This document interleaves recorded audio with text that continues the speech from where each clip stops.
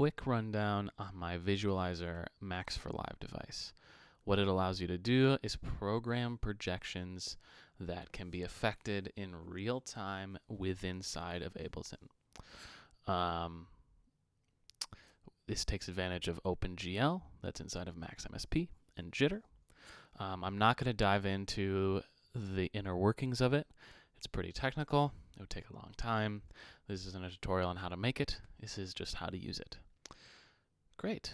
So what this is you can input MIDI. So this is a MIDI instrument that controls this OpenGL jitter window and the 3D object within it. So if we input MIDI, let's go ahead and input MIDI. This turns on the renderer. So that is just turning everything on, basically. It's switching the lights on inside of the window and inside of the jitter objects. On top of that, let's turn it into a cube.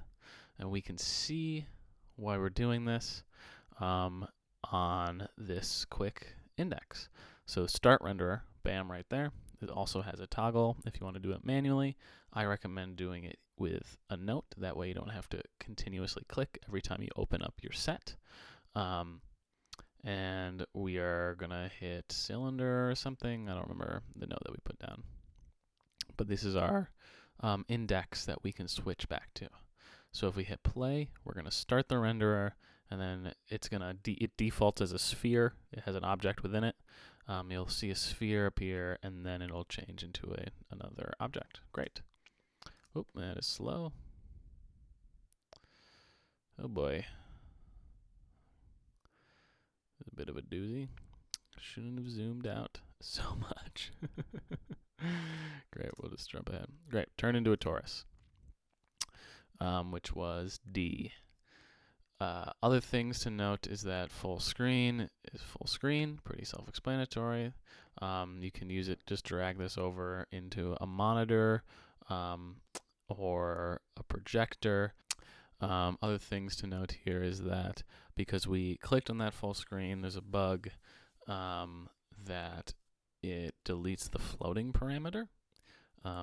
In my knowledge, I don't know why they're related, but they are. So we click on this floating, and now it is back. It is floating above the Ableton Live DAW. Great. Other than that, we can use this to change the draw parameters, which we can see here. We can use this to rotate it. We can add color to it, and we can control the camera of this world. So the way that works is that we can automate the camera here. We go to Visualizer, and we want it on. This is our camera control. This is our camera depth. So we're here right now. Now it's far away. Now it's close up. Now it's close up.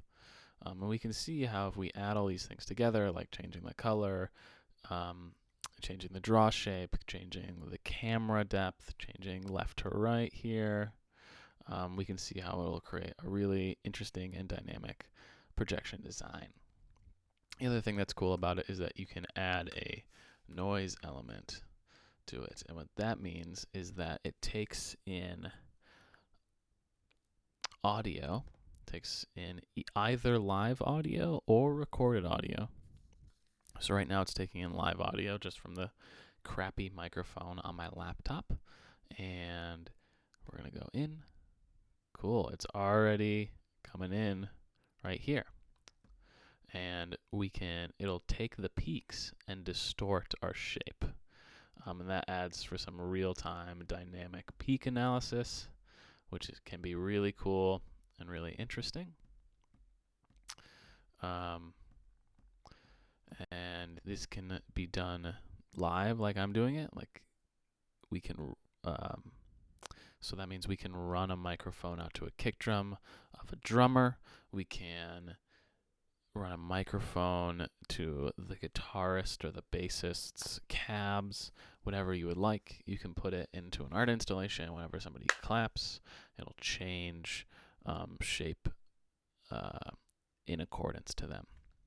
Just to go a little bit farther, let's open up an old set of mine. So this is the demo set that I'm assuming people saw on my website or on YouTube or wherever, what have you. Inside of here, this comes in. We can see that this is automated. It's zooming in slowly. If we jump around, this will change in real time. Here we go. Boom. This will change over here.